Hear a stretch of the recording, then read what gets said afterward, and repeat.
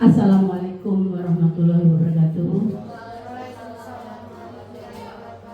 Baiklah, kita akan sosialisasi pemahaman dan penerapan budaya positif di SMK N1 Pengulutan Selatan. Acara susunannya: 1. Pembukaan, 2. Menyanyikan lagu Indonesia Raya, guru penggerak, 3. Doa yang akan dipimpin oleh Pak Aan, dan keempat, kata sambutan yang diwakili Wakil Kurikulum Sukaidi Ensos MSI. Selanjutnya akan ada presentasi Septi Pertiwi dan Marita SPD. Baiklah, untuk mulai acara ini kita pembukaan, kita baca Bismillahirrahmanirrahim. Acara selanjutnya menyanyikan lagu Indonesia Raya yang dipimpin oleh Ibu Novi. Dipersilakan. Hadirin dimohon berdiri.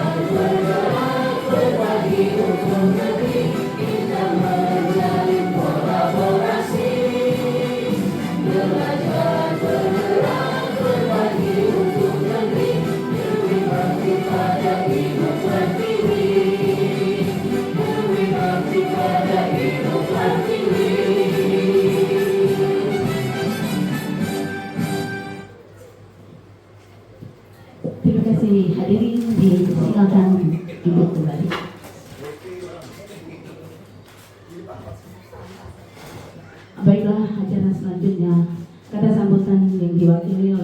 ke-20 Bapak Sukaidi Ensos MSI. Bapak Sukaidi, kami persilakan.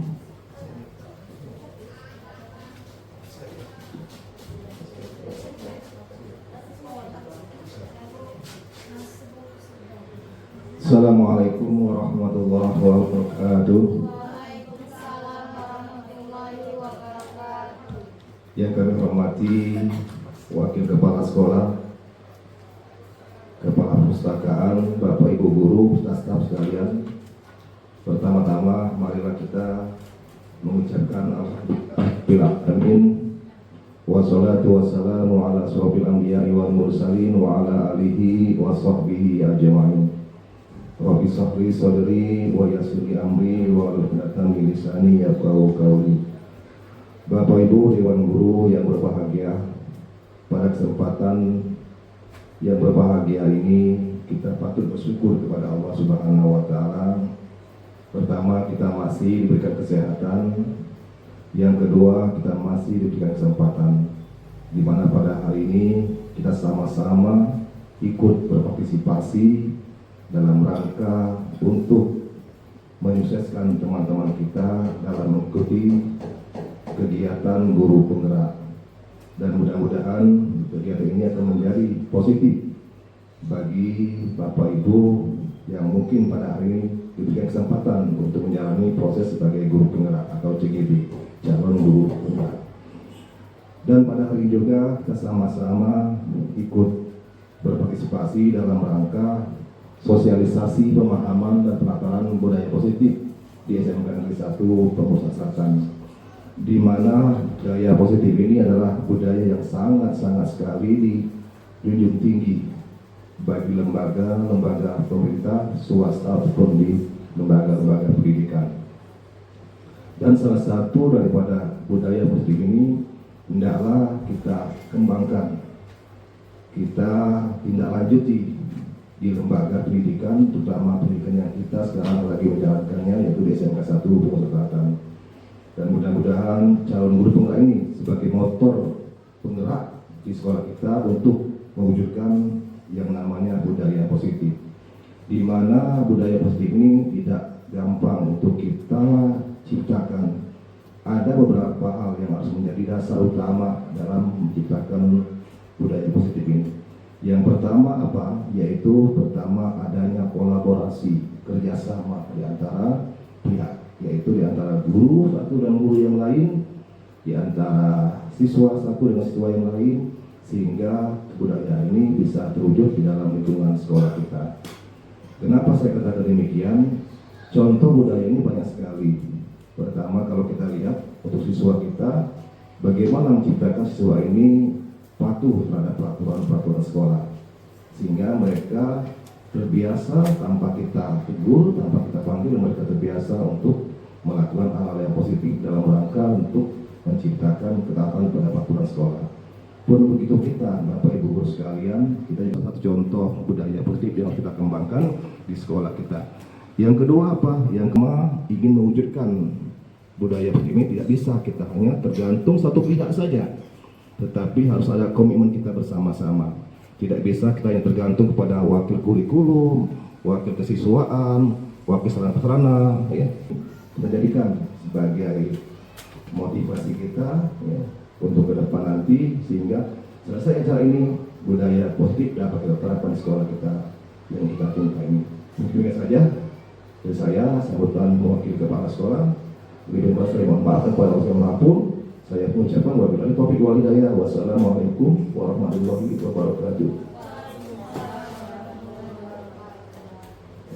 Terima kasih kepada Pak Sukaidi Ensos MSI yang telah memberikan sambutan wakil kepala sekolah Pak Rudi Hartono.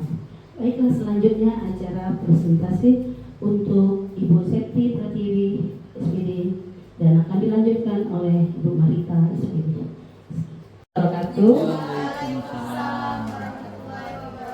Yang terhormat Bapak Ibu Guru SMK Negeri 1 Pemuda Selatan, terima kasih atas kesempatannya yang telah menyempatkan diri dalam penerapan pemahaman dan penerapan budaya positif modul 134 di SMK Negeri 1 Pemuda Selatan. Muhammad Sallallahu Alaihi keluarga, sahabat.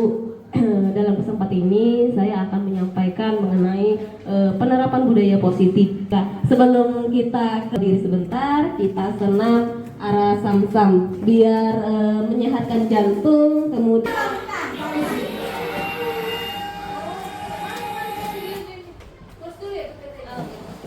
iyalah kelas dulu PPT, tidak nampil ya, bukan dalam PPT.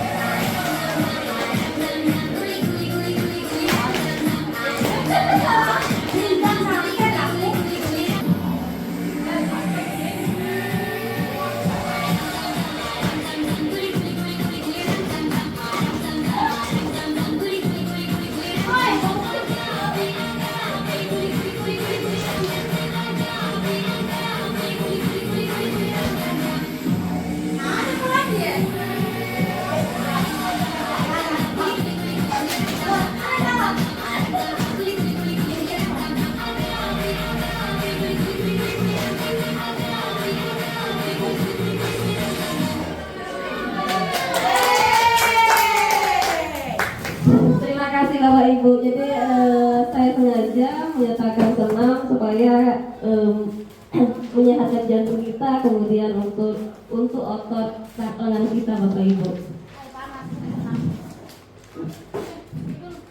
Ya.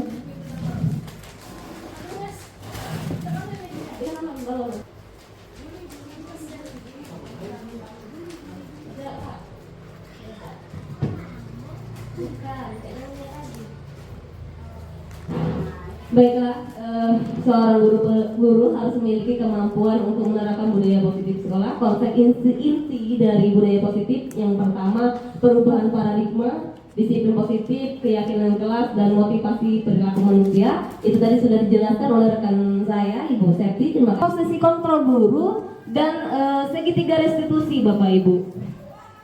Sekarang kita lanjut kebutuhan dasar manusia. Tahu apa sih kebutuhan dasar dari manusia? Makan, oke. Pakaian, terus tidur, oke. Terima kasih, tepuk tangan dulu untuk kita semua. Terima kasih Bapak Ibu. Ini kebutuhan dasar dari manusia Bapak Ibu. Kemudian penguasaan Bapak Ibu. Ini salah satu dari kebutuhan dasar manusia. Kemudian kebebasan, yang terakhir ialah kesenangan. Dari inilah 5 dari kebutuhan dasar manusia Bapak Ibu. Jadi jika murid kita di sekolah ini ada yang melanggar peraturan atau nilai-nilai kebajikan, berarti dia itu ingin memenuhi dari kebutuhan dasar mereka ini Bapak Ibu. Kebutuhan untuk bertahan hidup, kasih sayang, kemudian penguasaan, kebebasan, dan kesenangan. Mungkin cara mereka berbeda Bapak Ibu. Kita tidak bisa menyesuaikan kehendak kita. Mereka punya karakter mereka masing-masing dan mereka punya potensi terus untuk melakukannya. Ini ada cerita Ibu Ambar, guru wali kelas 2A di SD Pelita Hati, sedang bingung menghadapi ulah salah satu murid di kelasnya, Doni. Beberapa anak di kelas 2A telah datang padanya dan mengeluhkan Doni yang seringkali meminta bekal makan siang mereka dengan paksa, Bapak Ibu. Jika Anda menghadapi situasi seperti Ibu Ambar, apa yang akan Anda lakukan? Menurut Anda, kira-kira apa alasan Doni melakukan hal itu? Ini, yang pertama untuk bertahan hidup. Dalam kasus Doni di atas, apabila jawaban Doni ketika ditanya oleh Ibu Ambar, karena ia lapar, berarti dia ingin untuk bertahan hidup. Itu karena motivasi dia untuk mengambil makanan karena dia ingin memenuhi kebutuhan dasarnya. Yang pertama yaitu kebutuhan bertahan hidup. Yang kedua, kasih sayang dan rasa diterima. Nah, sementara apabila Doni menjawab alasannya mengambil bekal makan temannya itu karena dia merasa senang temannya sehingga memperhatikan dia. Bisa jadi kan Bapak Ibu? Karena ingin merasa, cari sensasi, uji tuh. Biar kawannya tadi memperhatikan dia, cari perhatian, caper. Kemudian penguasaan atau kebutuhan pengakuan atas kemampuan. Bisa jadi Doni tadi dia merasa hebat karena temannya jadi takut dengan dia dan menuruti keinginannya. Bahkan sebetulnya Doni sedang berusaha memenuhi kebutuhan dasarnya akan kekuasaan. Biar punya hebat dipandang kawan. Kemudian kebebasan. Kalau kebebasan ini bila jawaban Doni dalam kasus di atas adalah dia merasa bosan dengan bekal makanan yang diberikan oleh ibunya dan dia ingin keberagaman, ingin menu yang beda gitu. Jadi dia ingin memenuhi kebutuhan dasarnya berupa kebebasan, kebutuhan akan pilihan Bapak Ibu. Selanjutnya kesenangan, kebutuhan untuk merasa senang. Kenapa? Kalau dalam kasus di atas, bila Doni menjawab bahwa ia melakukan karena iseng saja dan ia menikmati ekspresi wajah dari teman-temannya Bapak Ibu, jadi dia merasa senang seperti itu. Jadi inilah 5 kebutuhan dasar dari kebutuhan manusia. Sekarang kita belajar mengenai 5 posisi kontrol guru Bapak Ibu. Apa-apa saja 5 posisi kontrol guru?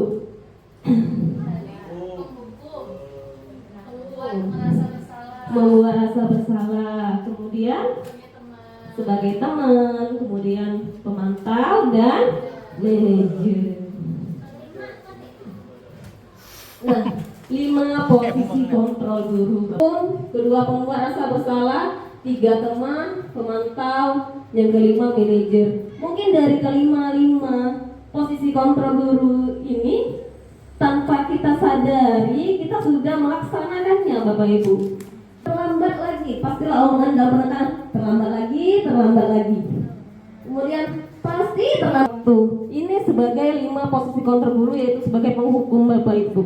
Sebenarnya kalau kita menerima materi dari Bu Memseti tadi ya, membuat merasa bersalah Bapak Ibu. Nada suara memelas, halus, sedih, bahasa tubuhnya merapat pada anak, lesu. Adik, kamu ini bagaimana ya?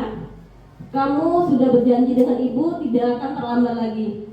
Kamu kenapa ya senang sekali mengecewakan ibu? Ibu benar-benar kecewa sekali. Itu secara tidak langsung kita membuat anak kita merasa bersalah Bapak Ibu. Dengan ucapan kita seperti itu, ibu benar-benar kecewa sekali. Itu secara tidak langsung siswa kita, ya Allah aku nih telah buat ibu itu sedih, kecewa, seperti itu. Kemudian sebagai teman Bapak Ibu, jadi posisi kontrol guru kita sebagai teman dengan siswa Bapak Ibu. Kita memposisikan sebagai teman dengan siswa. Kita ramah, kemudian akrab dengan siswa, kemudian bercanda dengan siswa. Ya sudah, tidak apa-apa, duduk dulu sana sini. Kemudian nanti ibu bantu. Sebenarnya ini bagus Bapak Ibu untuk sebagai teman, tapi perlu kita ketahui dalam posisi teman ini siswa kita tidak mandiri Bapak Ibu dalam memutuskan suatu masalah. Dia bergantung dengan kita. Kemudian mereka juga selain tidak mandiri, mereka juga merasa bergantung begitu Bapak Ibu. Kemudian sebagai pemantau. Nah, sebagai pemantau ini nada suara datar, bahasa tubuh yang formal, Adi seperti gini, Tahukah kamu jam berapa kita memulai? Tahu Pak. Kemudian kamu terlambat 15 menit. Apakah kamu sudah mengerti konsekuensi yang harus dilakukan bila terlambat? Paham Pak? Saya harus tinggal kelas pada jam istirahat nanti dan mengerjakan tugas ketinggalan saya. Ya benar, nanti pada saat jam istirahat kamu harus tinggal di kelas dan menyelesaikan tugas yang tertinggal tadi. Saya tunggu. Jadi kita posisi di sini memberikan konsekuensi, tapi kita masih memantau kegiatan dari siswa tersebut, Bapak Ibu, bukan melepaskan tangan.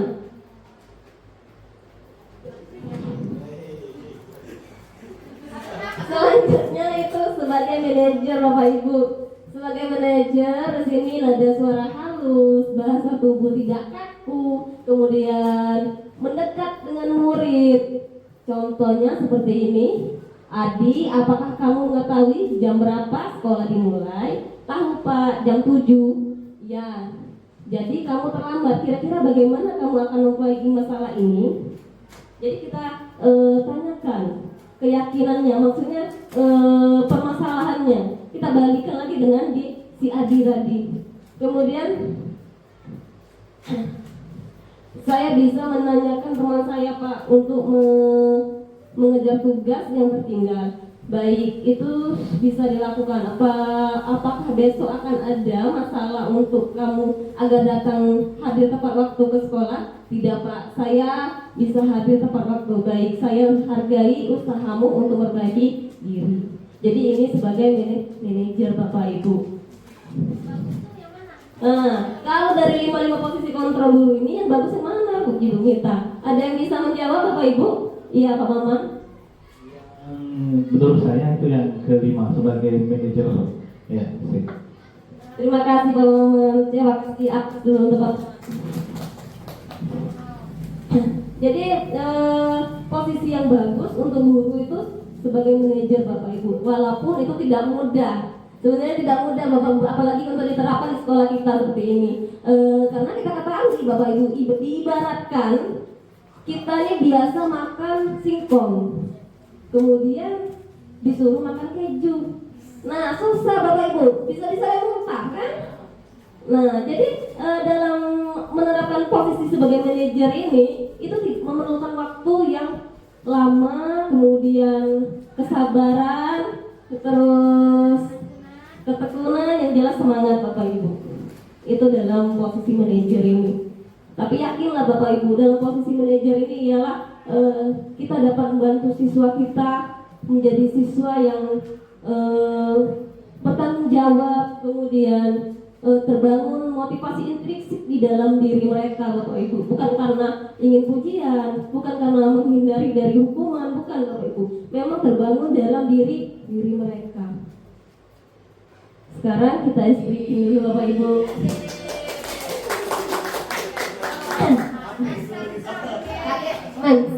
Speakingnya ada di video tidak.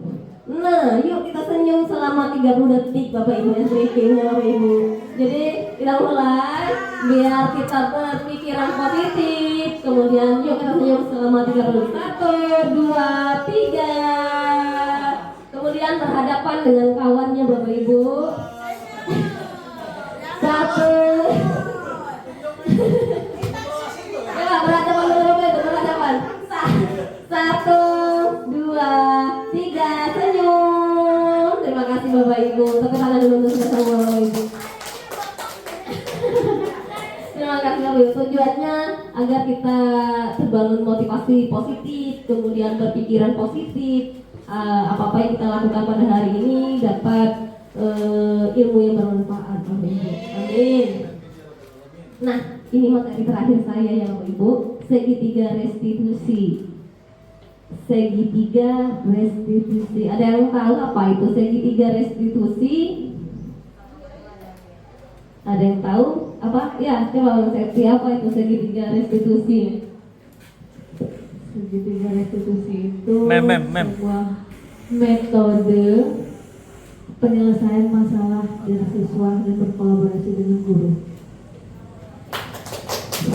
Terima kasih Mensek jadi segitiga restitusi itu ialah berkolaborasi dengan siswa, berdialog dengan siswa dan memecahkan sebuah masalah.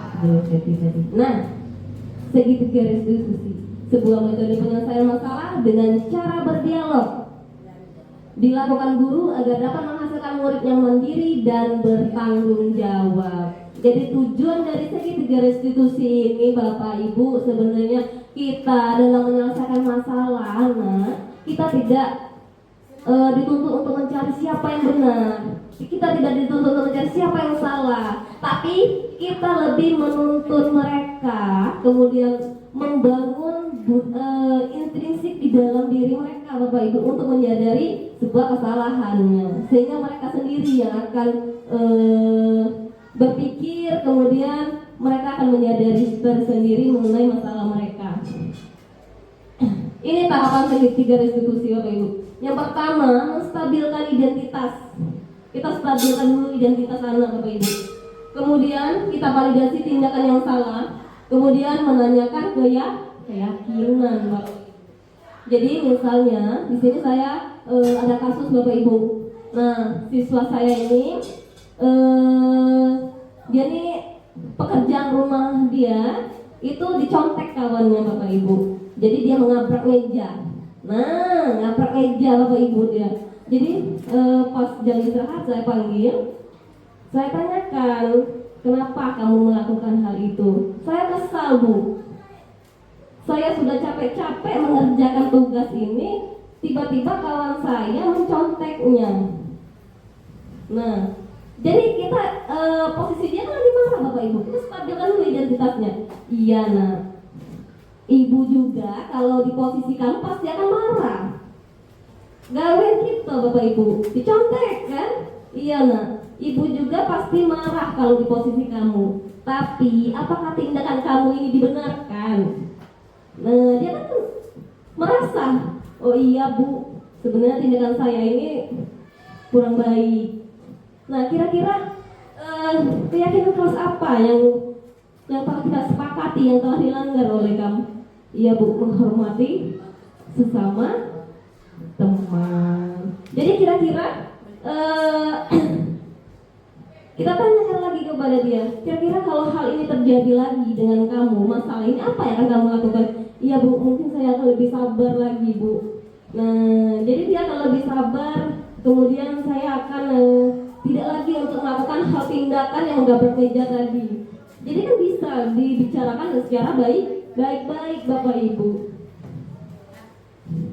Kemudian ini keterangan dari pertama, itu menstabilkan identitas, mengubah identitas anak dari orang yang gagal karena melakukan kesalahan menjadi orang yang sukses.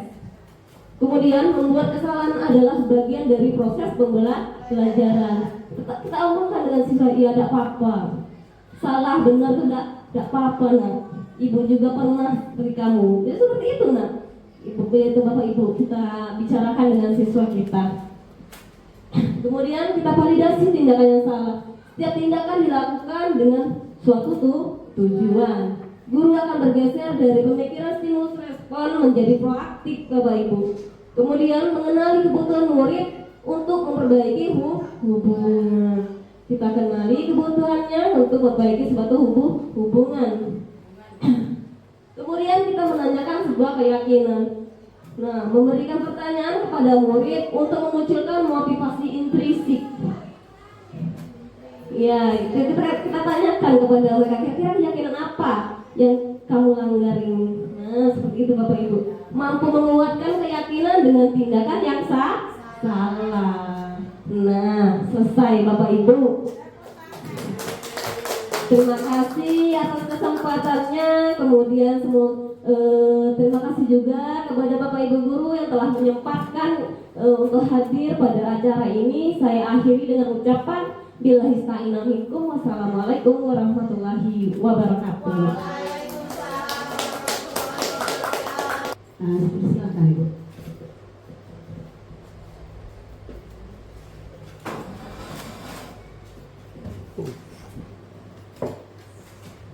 Assalamualaikum warahmatullahi wabarakatuh. Waalaikumsalam warahmatullahi wabarakatuh. Selamat pagi Bapak Ibu.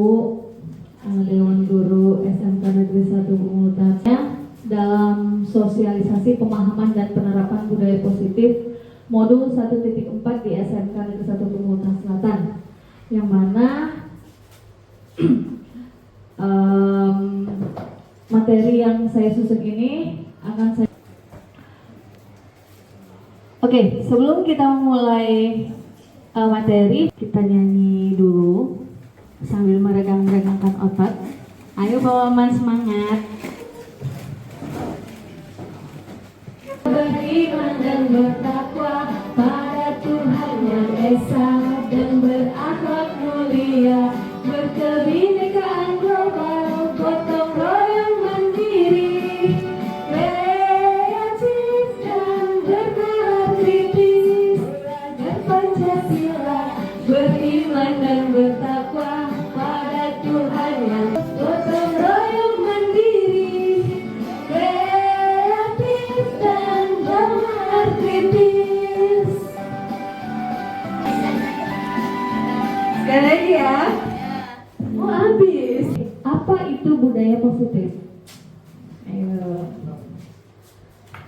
Budaya yang kita lanjutkan, yang tradisi ya, yang telah kita laksanakan, jadi terus menerus dengan yang baik. Tuh, jadi budayakanlah yang kalian kerjakan dengan baik. Nah, itu jadi budaya. Satu contohnya itu anak-anak. Oke, ini slide-nya nanti di post dulu Pak Aan. Sudah dah. Oke, terima kasih pada Bu Yusna. Sebuah nilai-nilai, keyakinan-keyakinan dan kebiasaan yang disepakati bersama yang berpihak pada murid agar murid dapat berkembang menjadi pribadi yang kritis, penuh rasa hormat, bertanggung jawab sesuai dengan profil pelajar Pancasila. Nah, di sini profil pelajar Pancasila itu sendiri apa ya Bapak Ibu? Tadi kita sudah nyanyi loh. Bernalar kritis, berkolaborasi, kreatif, mandiri, gotong royong, sama kolaborasi gotong royong, berkebinekaan global. Jadi sebuah nilai keyakinan dan kebiasaan harus kita sepakati dulu sebelum kita melakukan mencapai keselamatan dan kebahagiaan yang setinggi-tingginya sebagai manusia, nah maupun anggota masyarakat. Salah satunya dengan menciptakan dan segitiga restitusi yang ada di sekolah. Lalu keyakinan kelas itu dibangun bersama murid dan guru tentunya, yang berpihak kepada murid. Semua warga sekolah juga pun berkolaborasi untuk menciptakan budaya. Jadi untuk menciptakan budaya positif dari disiplin positif, keyakinan kelas tadi, segitiga restitusinya. Jadi kita sebagai warga sekolah harus berkolaborasi, meningkatkan rasa percaya diri dan keberanian pada murid dalam mengemukakan, mewujudkan pembelajaran yang berpihak kepada murid. Kenapa? Kalau kita memberikan penawaran pada murid, materi yang kita mengajukan penawaran terhadap murid, mau metode pembelajaran seperti apa, kita sebagai guru wajib mengikuti, karena itu akan menjadikan proses pembelajaran yang baik. Menemukan budi pekerti dan membuat siswa bertanggung jawab atas apa yang sudah harus dia lakukan, tanggung jawab atas pembelajarannya, tanggung jawab atas tugas-tugasnya yang ada di sekolah. Disiplin pun seperti itu. Jadi kita menuntun siswa untuk menjadi manusia yang baik, manusia yang berguna dengan budi pekerti yang baik juga. Lalu mengajak murid kita untuk mencari solusi dari sebuah permasalahan. Nah, salah satunya di sini dalam budaya positif itu nanti dijelaskan di slide selanjutnya, solusi dari sebuah permasalahan mereka itu dengan cara apa? Ataukah menghukum, ataukah kita sebagai manajer, atau lain sebagainya. Nah, sini implementasi budaya positif di sekolah. Menerapkan budaya 6S. Yang biasanya kita dengar itu adalah 5S saja. Tapi di sini saya tambahkan S-nya 1, jadi 6. Senyum, sapa, salam, sopan, santun, serta S terakhir apa? Semangat. Jadi kita tetap senyum, sapa, salam, sopan, dan santun. Tambahannya bonus itu semangat. Kenapa? Semangat. Kita sebagai guru harus memberikan contoh. Contoh baik tentunya pada siswa. Kita harus semangat. Kita saja semangat, rumah kita jauh, kita memulai waktu dari subuh dan lain sebagainya. Kita memberikan contoh. Dan senyum sapa salam itu memang harus kita terapkan agar siswa-siswa dapat mengikuti apa yang kita lakukan. Murid bersalaman dengan guru, kegiatan kebersihan sekolah, membaca Yasin bersama, senam bersama, dan literasi di sekolah. Nah, hal-hal yang ada di slide ini dari mulai bersalaman dengan guru, itu dimulai dari mereka datang ke sekolah, kegiatan kebersihan bersama baik di dalam kelas ataupun di luar kelas, lalu membaca Yasin bersama dengan ditentukan waktu yang kita sudah sepakati di hari apa kita membaca Yasin bersama? Jumat. Senam bersama di hari Kamis. Lalu literasi di sekolah itu biasanya diterapkan sebelum memulai pembelajaran. Ini ada fotonya selaku dokumentasinya. Baik, di sini ada seorang guru. Di sini ada 7 konsep isi budaya positif yang ada di sekolah dan kita harus bekerja sama. Kebutuhan dasar manusia, posisi kontrol, lalu ada yang terakhir itu segitiga restitusi. Apa itu perubahan paradigma? Nah, perubahan paradigma baru, pembelajaran dengan paradigma baru dirancang berdasarkan prinsip pembelajaran dan tahap perkembangannya untuk mewujudkan sebuah profil pelajar Pancasila. Oke, nah yang ditebalkan itu kan diferensiasi. Maksud dari diferensiasi ini ada yang tahu apa Bapak Ibu? Pak Wawan? Oke, Umi, biar kedengeran.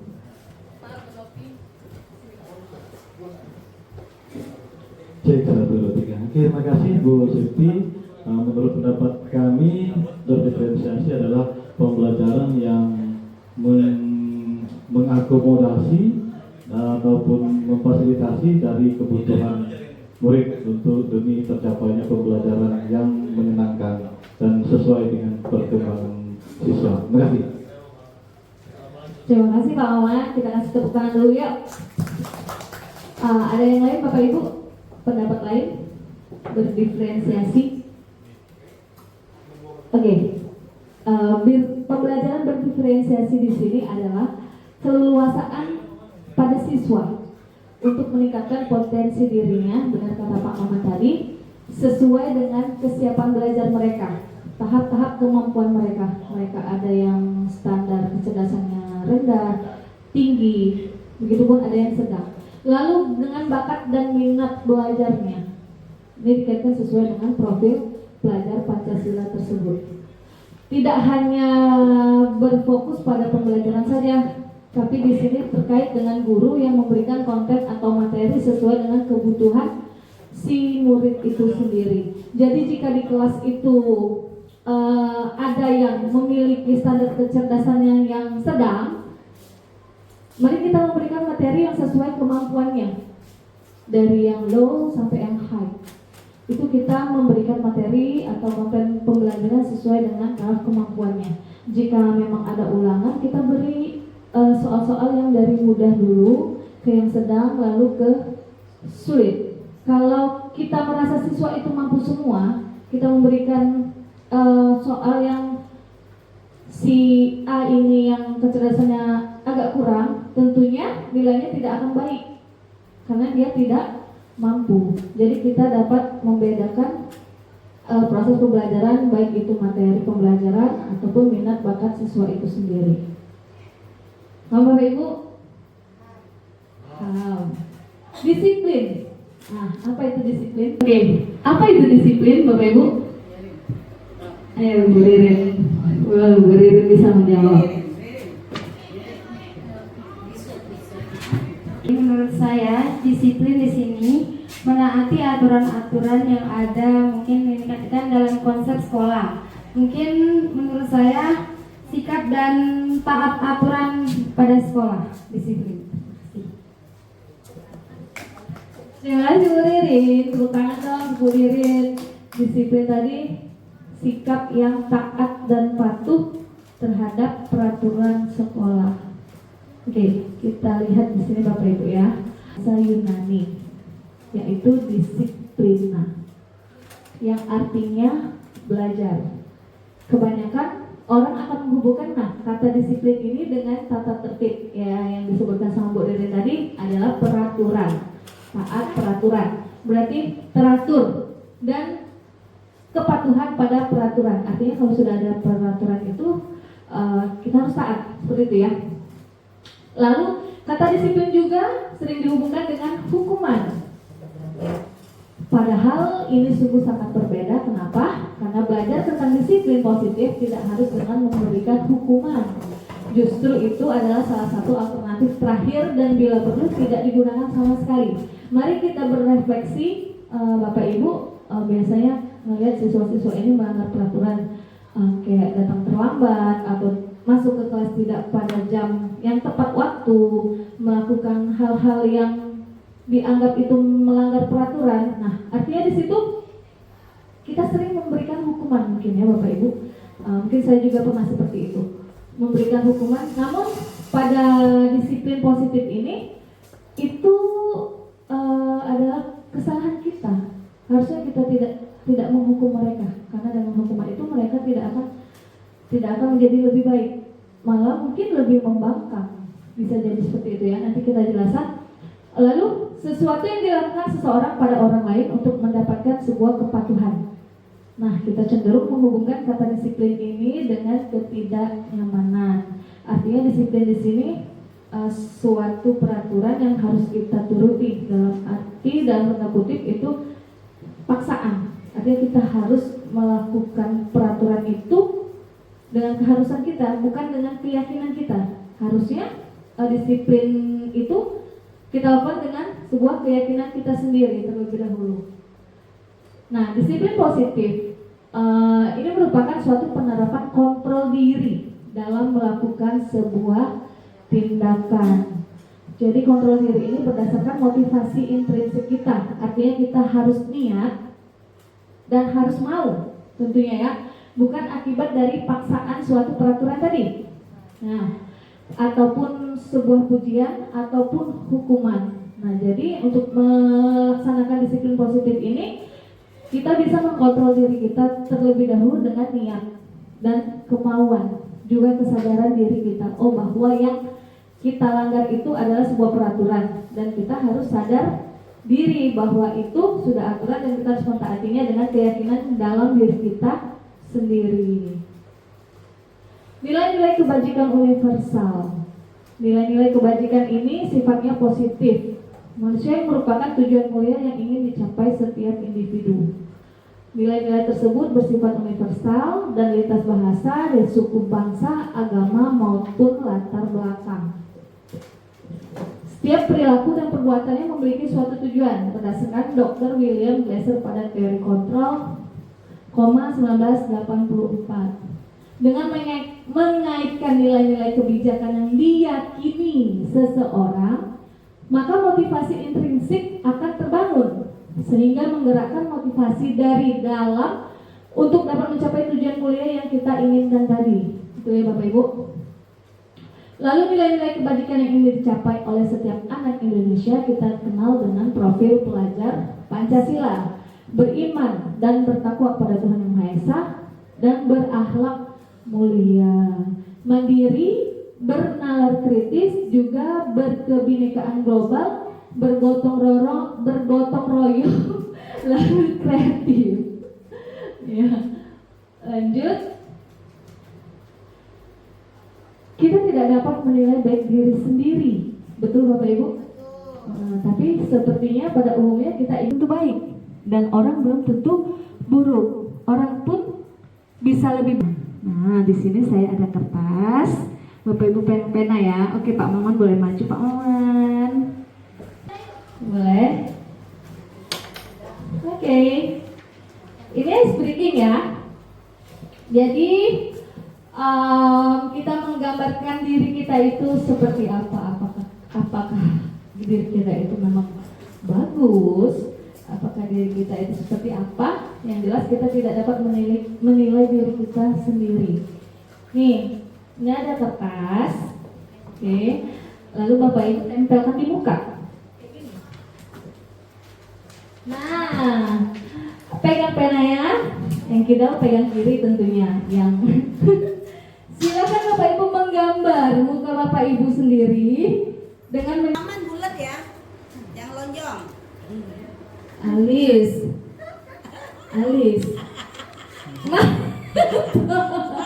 Mati penanya. Oke, kasih. Oke, tetap Pak Oman. Let's see. Baik, mulu. Boleh lemparnya. Hidung, nanti kita bandingkan ya gambarnya. CS gabus. Oke. Ulang. Muka kita yang mana? Bikin kain dulu. Itu banyak spidol di kotak pensil apa? Mantap kan? Spidol, iya kamu. Oke Bu Yus, silakan menggambar Bu Yus.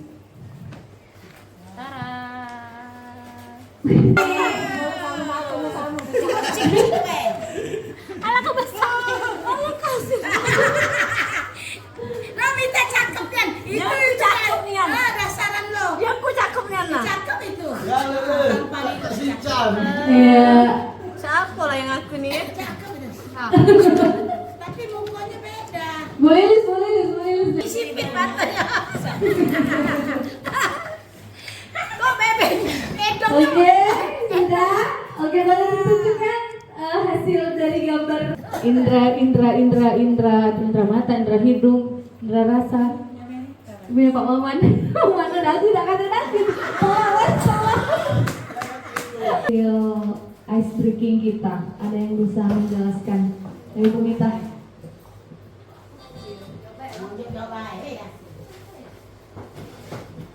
Jadi menurut saya setelah ice breaking tadi, kita itu tidak dapat menilai kita sendiri, tidak dapat menilai diri kita sendiri, tidak tahu kekurangan kita sendiri. Iya, taunya kalau menilai orang lain itu bisa. Seperti itu saja. Terima kasih. Oke, terima kasih kepada Bapak Ibu. Benar, kita tidak dapat menilai baik diri kita sendiri. Makanya kita tidak dapat juga menilai diri orang lain itu buruk dari kita. Kita lanjut ya. Lanjut. Keyakinan kelas. Nah, kita masuk di keyakinan kelas Bapak Ibu. Apa sih keyakinan kelas? Mengapa harus ada keyakinan kelas? Mengapa tidak peraturan saja? Nah, tadi sudah saya spill sedikit peraturan, disiplin itu mentaati peraturan atau meyakini keyakinan intrinsik yang ada di dalam diri kita sendiri. Kita lihat apa? Mengapa ada peraturan harus menggunakan sabuk pengaman saat mengendarai mobil? Mengapa Bapak Ibu? Keselamatan. Ada yang lain? Kita pakai sabuk di mobil, kita wajib pakai sabuk. Kenapa? Nanti kita lihat. Mengapa kita sakit? Kita harus meminum obat dari dokter sesuai dengan aturan dosis yang diberikan. Keselamatan. Supaya cepat sembuh. Itu sebuah keyakinan atau keselamatan? Keyakinan. Jadi bukan aturan. Kan. Oke, mengapa ada peraturan harus menggunakan sabuk pengaman? Karena kita meyakini pada dasarnya kita penting. Jadi artinya di situ kita mentaati peraturan dengan jika memakai motor kita menggunakan helm, kita di dalam mobil menggunakan sabuk pengaman. Itu adalah sebuah keyakinan diri kita sendiri sebetulnya. Bukan karena kita memang harus taat. Ya memang peraturan itu ada. Tapi setidaknya di sini kita meyakini bahwa diri kita terlebih dahulu memang harus selamat. Jadi itu adalah sebuah keyakinan keselamatan. Lalu ketika sakit kita meminum obat dari dokter sesuai aturan dosis yang diberikan. Kita meyakini itu juga sebuah keselamatan. Jika kita meminum obat 3 hari sekali, kita minum 4 sampai 5 kali sehari, itu kan bukan sesuai dengan anjuran, dan itu yang jelas bukan untuk mendapatkan sehat, malah mendapatkan sakit atau musibah lagi. Jadi kita meyakini bahwa sebuah kebajikan itu lebih menggerakkan seseorang dibandingkan mengikuti serangkaian peraturan. Kalau kita tidak meyakini diri kita, ya artinya kita bisa melanggar peraturan tersebut. Betul Bapak Ibu? Betul. Nah, nilai-nilai keselamatan atau kesehatan inilah yang kita sebut sebagai suatu keyakinan, yaitu nilai-nilai kebajikan universal yang disepakati secara tersirat dan tersurat. Lepas dari latar belakang suku, negara, bahasa maupun agama, nilai-nilai kebajikannya bahwa menekankan pada keyakinan kita sebagai seseorang yang lebih memotivasi seorang diri dalam untuk lebih tergerak dan bersemangat untuk menjalankan keyakinan itu sendiri. Jadi tidak hanya sekedar mengikuti serangkaian peraturannya saja, tapi harus memiliki keyakinan. Lalu apa nilai kebajikan di balik peraturan tersebut? Tujuannya utamanya apa, dan menjadi tidak tertarik atau takut sehingga sekedar mengikuti serangkaian atau peraturan yang mengatur tanpa memahami tujuan mulianya. Nah, di sini keyakinan sekolah atau keyakinan kelas tidak usah terlalu banyak jika kita ingin membuat keyakinan ya pada kelas atau kita guru-guru itu seluruh warga sekolah ini keyakinan sekolah. Tapi tentunya kebanyakan kita sebagai guru dibiasakanlah untuk membuat keyakinan kelas terlebih dahulu agar terciptanya kenyamanan dan keamanan, keselamatan dalam sebuah proses belajar mengajar. Tapi tidak harus banyak-banyak ya Bapak Ibu, cukup dengan 3-7 prinsip keyakinannya saja. Jadi yang wajib-wajib yang memang harus diterapkan. Jika terlalu banyak, maka seluruh warga sekolah atau siswa-siswa di dalam kelas pun sulit untuk mengingatnya karena sudah kebanyakan. Sedikit baik kadang buat abai lagi banyak. Next. Nah, di sini pembeda dari peraturan dan keyakinan kelas. Selalu kembalikan buku ke tempatnya.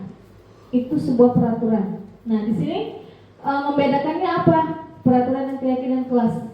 Kalimat ya. Kalimatnya itu lebih terarah ke positif. Dan ini lebih abstrak. Tanggung jawab ini dalam kategori mengembalikan buku ke tempatnya, meletakkan meja, menggunakan meja dan kursi sesuai dengan kegunaannya, seperti itu ya. Dilarang mengganggu orang lain. Lihat di sini keyakinan kelasnya apa? Menghormati orang lain. Berarti lebih abstrak. Jadi hadir di sekolah 15 menit sebelum pembelajaran dimulai. Itu peraturannya. Tapi keyakinan di kelas di sini menghormati orang lain atau berkomitmen. Jadi keyakinannya itu kita tuh harus datang on time. Siswa harus datang on time dan tepat waktu. Nah, itu menjadi PR kita untuk membawa murid-murid kita meyakini apa yang sudah disepakati. Dilarang melakukan kekerasan. Artinya di sini apa? Keselamatan dan menghormati orang lain. Dilarang menggunakan narkoba. Itu kesehatan. Betul Bapak Ibu? Betul. Bergantian atau menunggu giliran, termasuk di keyakinan menghormati orang lain dan bersabar. Gunakan masker. Kesehatan dan keselamatan. Jangan berlari di kelas atau koridor. Itu menunjukkan keyakinan keselamatan dan juga keamanan. Bagaimana pembentukan keyakinan kelas tadi? Ya, lebih abstrak dari peraturan. Tadi di sini sudah saya berikan berupa pertanyaan universal, dibuat dalam kalimat positif, sedikit saja agar mudah diingat, sesuai dengan kondisi kelas dan sekolah agar mudah diterapkan.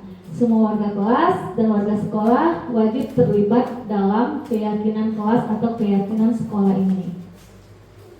Motivasi perilaku manusia. Apa saja sih motivasi perilaku manusia? Bu Marta.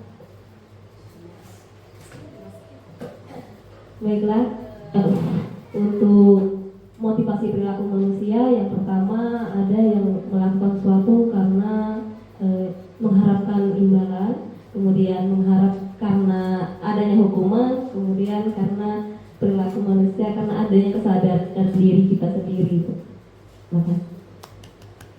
Terima kasih Bu Mareta. Kita tepuk tangan dulu. Motivasi perilaku manusia di sini, teori motivasi perilaku manusia ini adalah ada dua, motivasi eksternal dan motivasi internal. Apa saja sih? Nah, di sini Dian dosen dalam bukunya Restructuring School Discipline menyatakan ada 3 motivasi perilaku manusia. Yang pertama yaitu untuk menghindari ketidaknyamanan atau menghindari hukuman yang akan terjadi apabila saya tidak melakukannya. Nah, jadi di sini lebih menghindari, takut kena hukum. Takut ya, rasanya rasa takut kena hukum apa yang akan terjadi bila saya melakukan atau melanggarnya. 2, untuk mendapatkan imbalan dari orang lain atau institusi. Apa yang saya dapatkan? Apa sih kalau aku ngelakuin ini, apa sih aku rewardnya seperti ini? Jadi itu bukan atas dasar kemauan, tetapi ingin mendapatkan sebuah imbalan dari seseorang atau instansi terkait.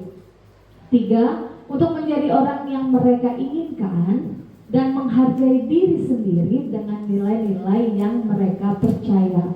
Jadi lakukanlah kita memiliki perilaku manusia ikhlas, berpahala, betul Ibu Mita. Lalu saya akan menjadi orang seperti apa bila saya melakukannya? Nah, pertanyaannya seperti ini adalah tumbuhnya keyakinan kita. Apa ya? Saya ingin apa nih? Saya ingin melakukan hal-hal yang baik, seperti itu ya. Bila saya melakukannya, oh ya, dengan hal-hal yang kita lakukan, hal baik kepada seseorang atau kepada siapapun itu, kita mendapatkan nilai positif yang tersendiri untuk kita, dengan artinya di sini dengan tidak merasa takut untuk melakukannya, dengan tidak merasa mendapatkan imbalan terlebih dahulu. Jadi bila saya melakukannya itu, galilah dari diri kita sendiri. Bagaimana guru bertindak? Nah, untuk konsep disiplin identitas gagal dalam sebuah proses disiplin sensitif ini, hukuman, jika kita berikan hukuman kepada murid-murid kita, tentunya ya Bapak Ibu, pasti murid kita akan merasa tersakiti, dan kita dengan tidak sadar kita menyakiti hatinya, kita menyakiti perasaannya, kita menyakiti pikiran dan karakternya, tentunya. Oke, dan murid merasa tidak nyaman, murid takut, lalu dia memaksa melakukan hal yang mungkin dia jadi benci sama kita, jadi dia memaksa diri mereka untuk mungkin balas dendam, atau mungkin dongkol sama kita dengan melakukan hal-hal ya kayak coret-coret mobil, coret-coret motor, kayak gitu ya. Lalu murid menyebutkan masalah. Jadi ketika murid mempunyai masalah, dia takut. Jika dia ketahuan tidak upacara, itu kan sebuah masalah ya. Oh iya, masalahnya nanti aku dihukum deh sama si Ibu A, nanti aku dihukum deh sama si Pak B. Jadi mereka mengendap, bisa menyembunyikan masalah mereka. Oh, saya terlalu mengendap, masuk dalam kelas tiba-tiba ketahuan lagi. Seperti waktu. Lalu murid menjadi rendah diri. Nah, di situ adalah dari sebuah hukuman untuk para murid yang insya Allah tidak akan kita lakukan kepada murid-murid kita tentunya.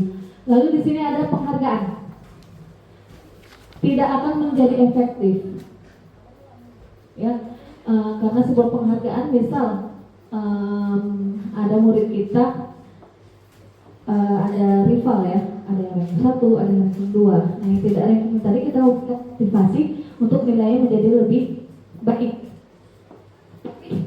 Dengan motivasi yang kita berikan itu akan ada kecemburuan sosial dari yang memang biasanya ranking di kelas dan tiba-tiba yang tidak ranking ini menjadi ranking, dan itu akan menjadikan keadaan kelas tidak efektif. Dalam kategori ada kecemburuan sosial, yang mana kita hanya berfokus kepada sisi ini dulu agar menjadi nilainya lebih baik. Jadi yang si A ini tadi yang biasa ranking, dia tidak ranking, itu tidak efektif dalam pertemanan mereka, menjadi akan kolaps ya.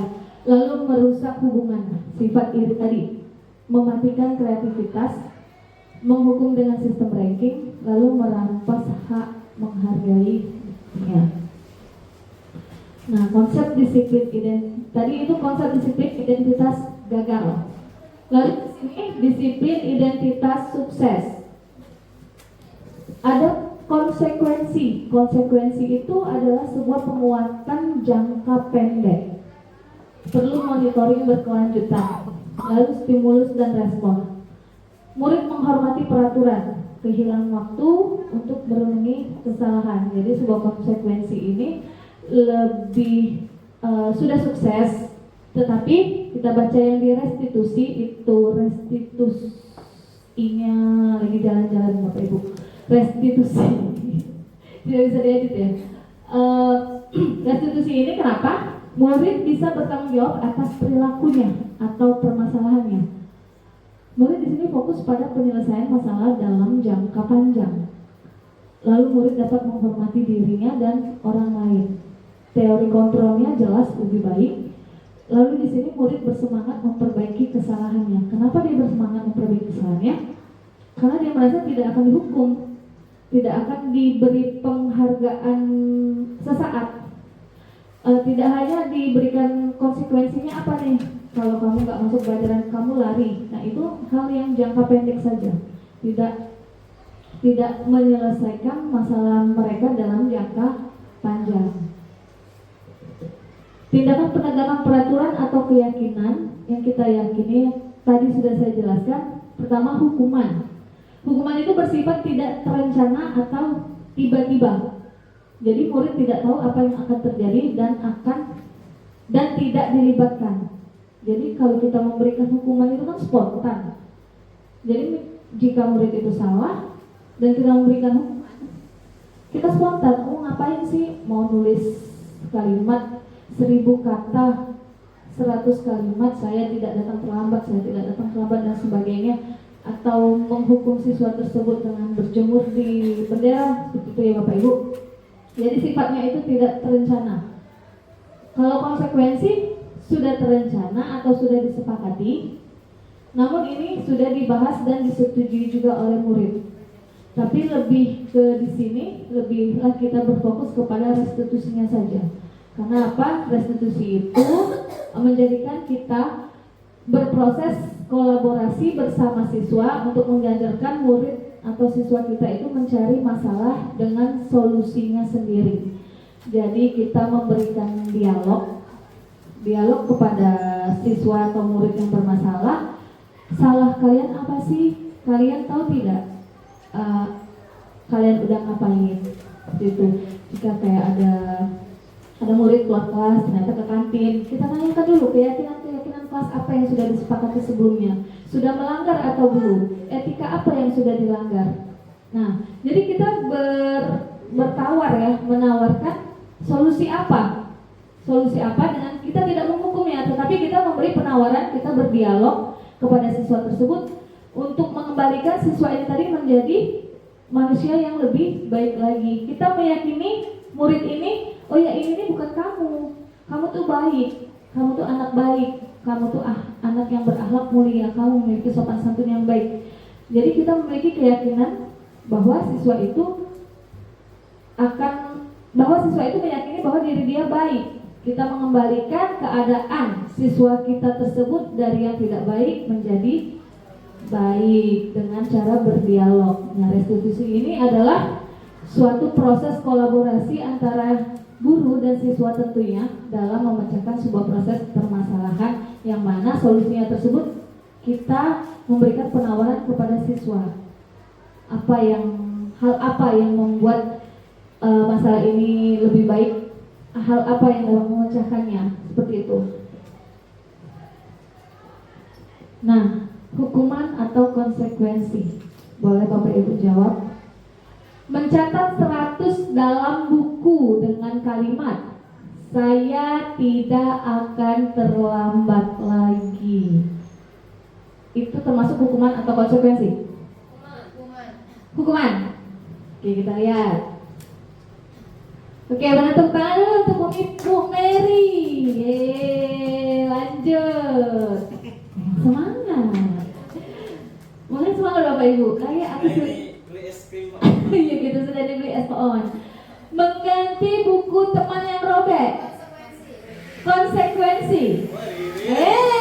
Ririn. Oke, next.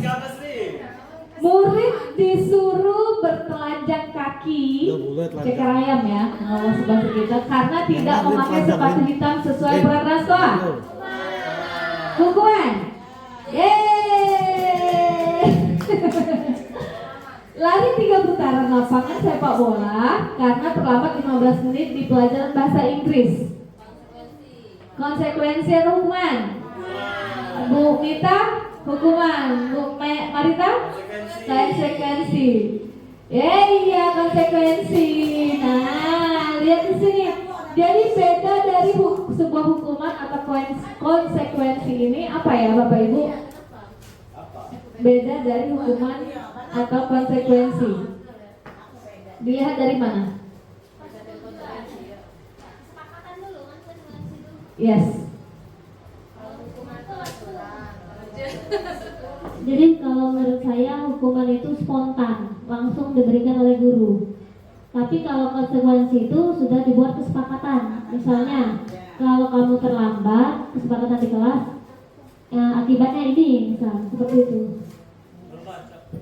Oke, betul sekali Bapak Ibu. Tepuk untuk kita.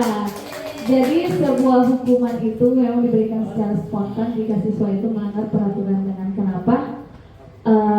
Kayak mencatat 100 kali dengan kalimat saya tidak akan terlambat lagi. Artinya dia itu sudah terlambat. Tetapi memang sudah dapat dari peraturan ya, peraturan sekolah tidak boleh terlambat. Namun tetap saja dalam sebuah hukuman itu adalah pemberian secara spontan. Nah, kalau konsekuensi ini mengganti buku teman yang dirobek, jelas kalau kita sudah merobek buku teman atau mencoret-coret buku teman, itu sudah keyakinan kita ya. Oh, kita ini salah loh, kayak gitu kan. Jadi konsekuensinya apa? Kita mengganti bukunya dengan buku baru. Paham ya Bapak Ibu? Oke. Nah, apa itu restitusi? Nah, di sini ada restitusi dan segitiga restitusi. Tapi kalau di sini saya menjelaskan restitusinya, nanti ada penjelasan lagi tentang segitiga restitusi. Segitiga restitusi itu adalah suatu tindakan dalam penyelesaian masalah. Tapi di sini lihat, restitusi itu adalah proses menciptakan kondisi bagi murid untuk memperbaiki kesalahan mereka, sehingga mereka bisa kembali pada kelompok mereka dengan karakter yang lebih kuat. Ini menurut Bosen 2004. Lalu kolaboratif yang mengajarkan murid untuk mencari solusi untuk sebuah masalahnya dan membantu murid berpikir tentang orang seperti apa yang mereka inginkan dan bagaimana mereka harus memperlakukan orang lain. Dari kutipan Chow Som, Dosen 1995 katanya tuh. Lalu restitusi ini sangat membantu murid untuk menjadi lebih memiliki tujuannya. Disiplin positifnya dapat dan memulihkan dirinya setelah berbuat kesalahan. Nah, penekanannya bukanlah pada bagaimana berperilaku untuk menyenangkan orang lain, tetapi atau menghindari ketidaknyamanan, tapi tujuannya adalah menjadi orang yang menghargai nilai-nilai kebajikan yang mereka percayai. Sebelumnya kita telah belajar tentang teori kontrol tadi, bahwa pada dasarnya kita memiliki motivasi intrinsik. Ciri-ciri restitusi bukan untuk menebus kesalahan, yang jelas ya Bapak Ibu, namun untuk belajar dari kesalahan. Jadi sebuah proses pemecahan masalah dari murid kita tersebut dengan cara berdialog tadi itu bukan untuk menebus kesalahannya dengan cara menghukumnya dengan cara ini, tapi untuk belajar dari kesalahan tersebut dengan tidak mengulanginya lagi. Lalu memperbaiki hubungan. memperbaiki hubungan yang baik, yang jelas dari guru, dari murid itu sendiri. Jadi murid itu dengan cara restitusi dia tidak akan kesal sama kita, tidak akan menjadi benci, tidak akan dongkol, karena kita berdialog, bukan kita menjudge mereka dan menghukum mereka. Kita memiliki tawaran ya ini kepada murid, kamu sudah melanggar nih, hukumannya apa? Itu kan sebuah penawaran, bukan sebuah paksaan. Jadi kita tidak memaksa murid. Artinya misal ada yang salah, yang ke kantin tadi, kamu nih harus kayak gini ya, kamu harus kayak gini. Enggak, kita kasih penawaran ke mereka. Kamu nih udah salah, jadi hukumannya apa? Jadi itu sesuai dengan kemampuan murid itu sendiri hukumannya. Restitusi menuntun untuk melihat ke dalam diri. Ya, dengan berdialog kita bertanya, salah gak sih yang kamu lakuin? Nah, itu kan salah satu pertanyaan yang menyadarkan murid itu seperti apa.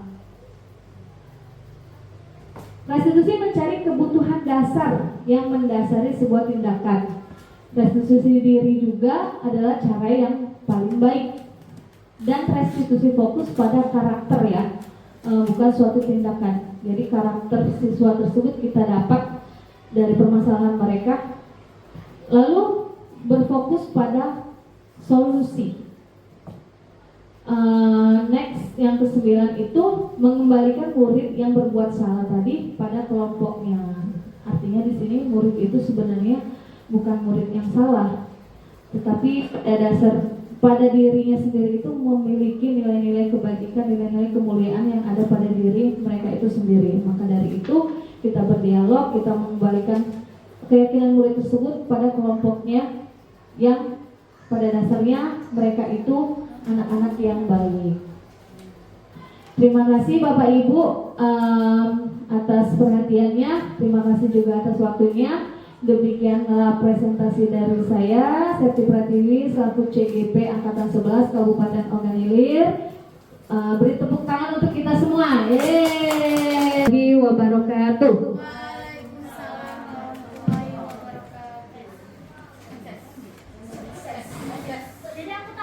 Apa sih yang sudah kita dapatkan dari sosialisasi pemahaman dan penerapan budaya positif di SMK Negeri 1 Pemulutan Selatan ini? Ada yang bisa kita berefleksi bersama? Iya. Apa? Kita kesimpulan dari materi kita hari ini. Oke, baik Ibu Nobi. Jadi kalau berbunyi dikata harus ada refleksinya.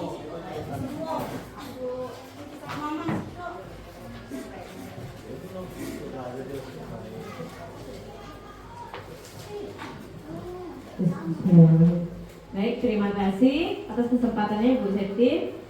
Jadi materi hari ini yang saya dapat masalah tindakan penekanan peraturan atau keyakinan. Yang pertama tadi Bu Septi hukuman ya. Nah, bersifat tidak terencana atau tiba-tiba. Itu benar sekali ya. Karena baru pagi tadi kami dengan Ibu Lilis melakukannya. Iya, tadi ada siswa yang makan di kantin, ada yang belanja di ruko di situ ya. Nah, jadi kami panggil, tiba-tiba Bu Septi ya, kami menghukumnya, langsung kami suruh buang sampah yang di pinggir-pinggir pagar depan sekolah kita. Ya, mungkin itu saja refleksi dari saya. Terima kasih. Terima kasih pada Ibu Novi. Mungkin ada yang lain Bapak Ibu, Bu Lilis. Refleksi ke Pak Maman. Baik, terima kasih Bapak Ibu, terutama guru penggerak yang semuanya hebat ya. Jadi refleksi saya pada hari ini tentunya kami sangat berterima kasih kepada kedua calon guru penggerak yang hebat ya, yang telah menyampaikan, di mana kami telah mendapatkan beberapa materi ya, yang tadi materi itu kita ketahui bersama, ada perubahan paradigma, kemudian disiplin positif, keyakinan kelas, motivasi perilaku, dan segitiga restitusi, fungsi kontrol, dan kebutuhan dasar masa. Itu saja, itu sudah menjadikan amunisi kami sebagai guru untuk menjadikan sekolah atau dalam proses pembelajaran itu ke arah yang lebih baik lagi. Mungkin itu saja refleksi dari saya. Terima kasih. Assalamualaikum warahmatullahi wabarakatuh. Waalaikumsalam warahmatullahi wabarakatuh. Terima kasih Pak Maman. Demikianlah Bapak Ibu refleksi tadi. Terima kasih semuanya. Sekali ini kita ada makan siang ala kadarnya. Jangan dilihat dari apa yang namanya lauknya yang ini kita biasa makan nasi bungkus ya. Assalamualaikum warahmatullahi wabarakatuh.